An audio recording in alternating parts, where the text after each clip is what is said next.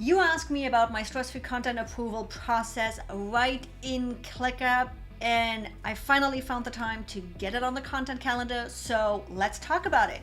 How do we work with content and through the approval process right here in ClickUp?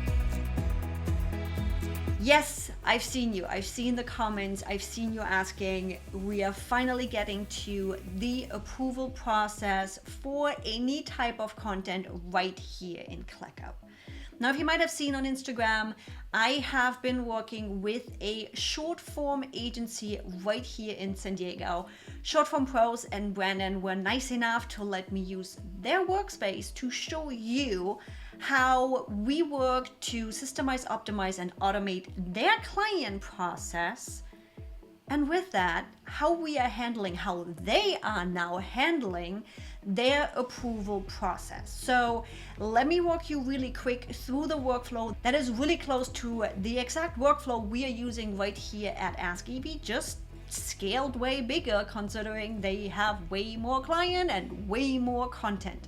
So what I'm going to do is I'm going to walk you through just roughly how this whole process works right here in Short Form Pros ClickUp, and then we're going to talk about how they are handling the approval process of content with multiple clients and multiple editors right in my folder with me as the client. So shall we head over there? Let's get over there. As you can see right here, clients submit their content in batches per month. That is how Short Form Pros offers their client packages. Then what type of content is it? Again, this is for short form content, meaning there is a ton of content happening and batching happening. One is long form repurposing, so the short form videos that you are seeing on my channels, that is Instagram Reels, TikTok videos that are coming from the podcast, that is the long form repurposing. We are repurposing content from those podcasts. Recorded shorts are native recorded. I'm talking to the camera. You're going to see a lot of my upper body, and then potentially a mix of both. Again, each batch has 10 videos. Then the Google Drive folder, same kind of idea and thinking as in my content process that you might have seen. I'll link the playlist at the end, and then any type of notes. Once that form submission is done, we have a couple of automations running, one of which is assigning and applying a task template based on the editor that's taking care of it. So the editor is already assigned, and those 10 videos that are being created, as well as plugging in the Google Drive link, the notes, we easily can see everything. Now, what then happens is the editor jumps in, starts editing, cool, all good, and has two things happening. First of all, they have access in Google Drive, and they also have access right here in ClickUp. Now, Short Form Pros offers their clients 3 versions on their content. Meaning, if I don't like the first version, or maybe there's a spell check or something, I can request a revision for version 2 and a revision for version 3. To be easier able to track all of those versions, we used a custom field that you can see right here for uploads, that is version 1, 2, and 3. The editor has done their job, they got everything up here, and now we have a video in here. This is repurposed content from one of our podcasts. Love Jess, but I do have her muted, as you can see. She does not need to talk over me today in this video. Now, what we do with this specifically is it is attached in here as a revision so that I easily can jump in here, me as being the client.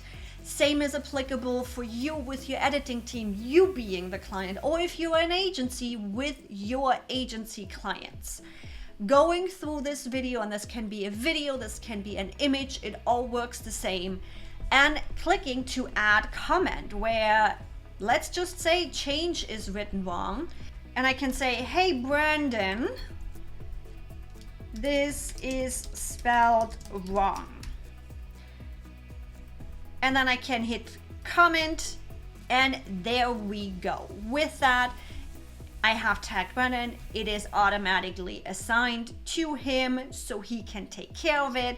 And let's not completely drive him insane because I just sent a whole bunch of tasks over to him and get this off. Now, what happens here is, as you can see, revisions and comments for that matter are being showcased right here in this version.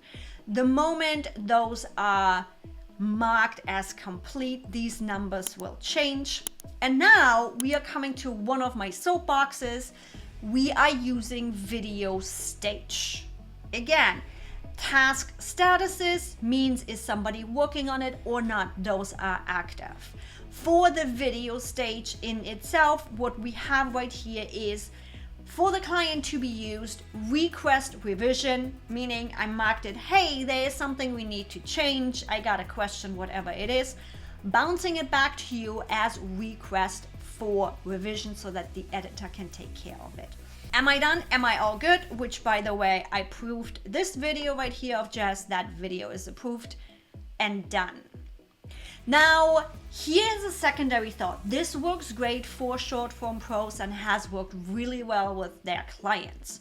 You could theoretically pull out the stage and do a video stage specifically for the client.